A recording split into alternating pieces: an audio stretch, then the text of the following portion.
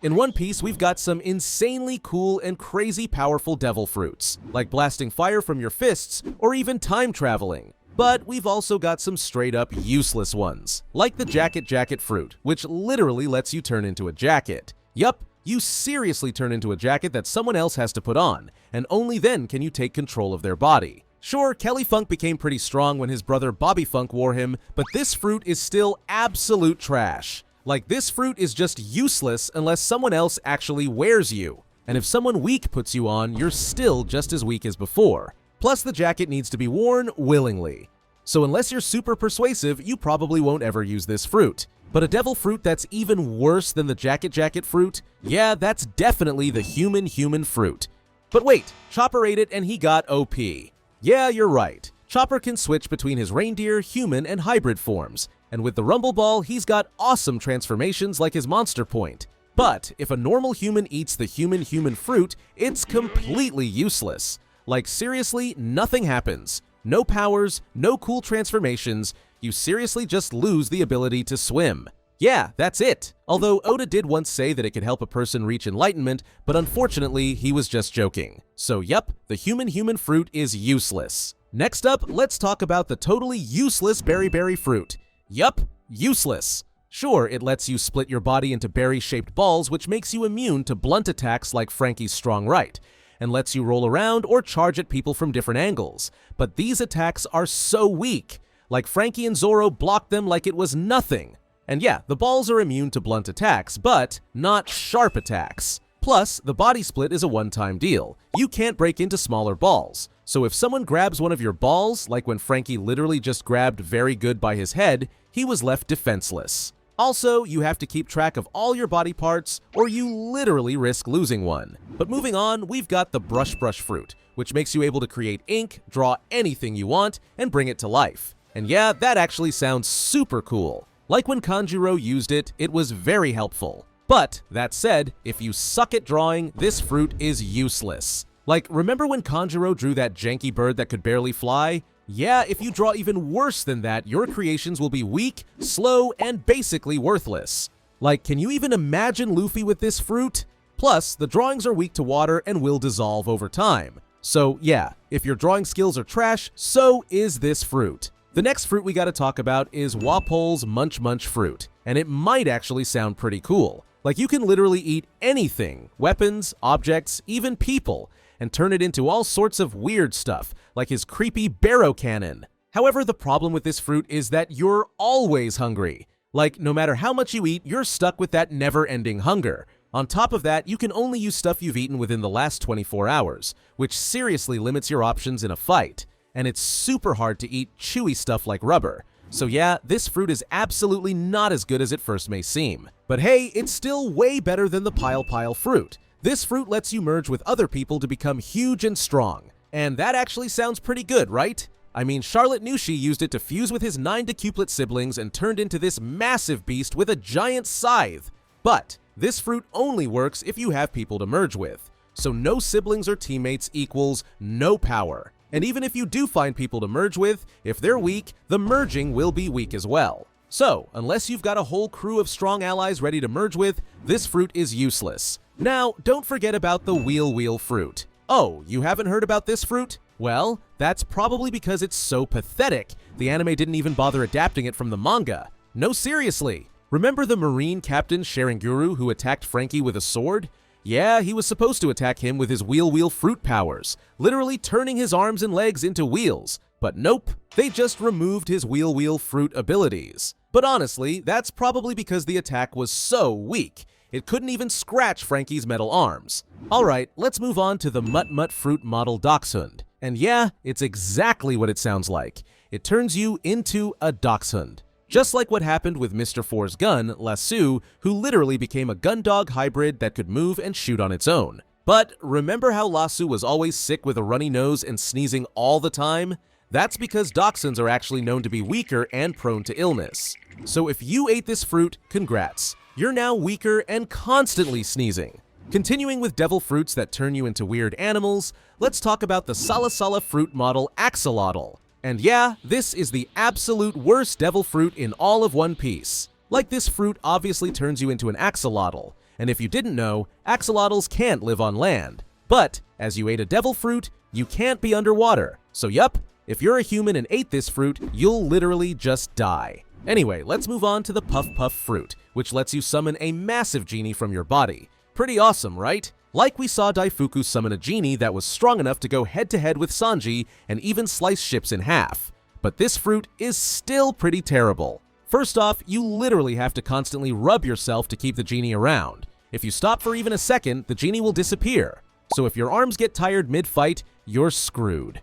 And second, you don't get any power boost from this fruit, so if the genie disappears, you're just a regular person with no defense. Plus, the genie can only move within a limited range, which we saw when Daifuku was chasing the Straw Hats, as once he was too far away, he was completely useless. Another devil fruit that sounds amazing but is actually not that good is the Heal fruit. Yeah, at first it seems incredible. Like you can literally heal any injury or wound with just a single teardrop. So how can this fruit be bad? Well, you literally have to cry to be able to heal people, and for some people, that might be really difficult. For example, Zoro, we've seen him cry once, and I'm pretty sure he's never going to cry again. But the real deal breaker is that every time you use this power, you lose part of your lifespan. So yeah, heal too many people, and you're literally sacrificing your own life. Moving on, we've got the Kilo fruit. Now sure, it can be pretty cool to change your weight from 1 to 10,000 kilograms, but what is it really good for? Like okay, when you're light you can float around like a balloon, and when you're heavy you can crash down with the force to crush stuff. But yeah, that's pretty much it. Like if the enemy is quick enough to dodge your attack, you become useless. So yeah, it's a fruit with some okay potential, but it's not exactly game-changing in a fight. Next up, let's talk about the calmcom fruit. And I know a lot of you guys think this fruit is super cool, as you can create a soundproof bubble where nobody outside can hear a thing, and it's totally silent inside from outside noise. It's also great for super stealthy stuff, like when Corazon sneaked up on the Barrel Pirates and stole the Ope Ope no Mi without making a noise. But yeah, it's still not that good. Like okay, you can make things completely quiet, but complete silence is actually unnerving for most people. It also doesn't make you stronger or anything, it can only make things quiet. That's it. So let's continue with bad devil fruits, and now we've got the egg fruit, which literally turns your body into an egg. But it's actually kinda OP as well, as if you get hit with a deadly attack, your body will crack open like an egg and evolve to a stronger form, or, well, a stronger chicken.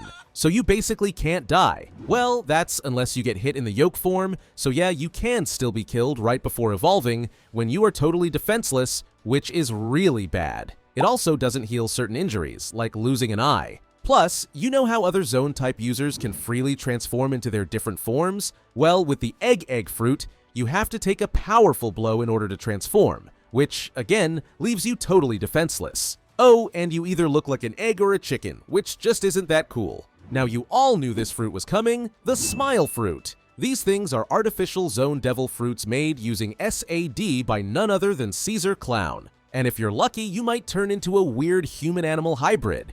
But are you really lucky? I mean, I wouldn't want an elephant growing out of my stomach or a lion head on my belly that can punch me. But yeah, if you're unlucky, you'll get a defective smile fruit, which makes you lose the ability to feel or show sadness, fear, anger, basically any negative emotions at all. So yeah, you're just stuck smiling and laughing forever, even when you're in pain or watching someone you love get hurt.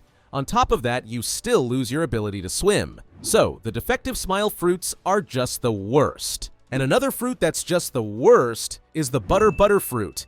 Yep, you heard that right. There's a devil fruit that literally gives you the power of butter, which lets you create and control it.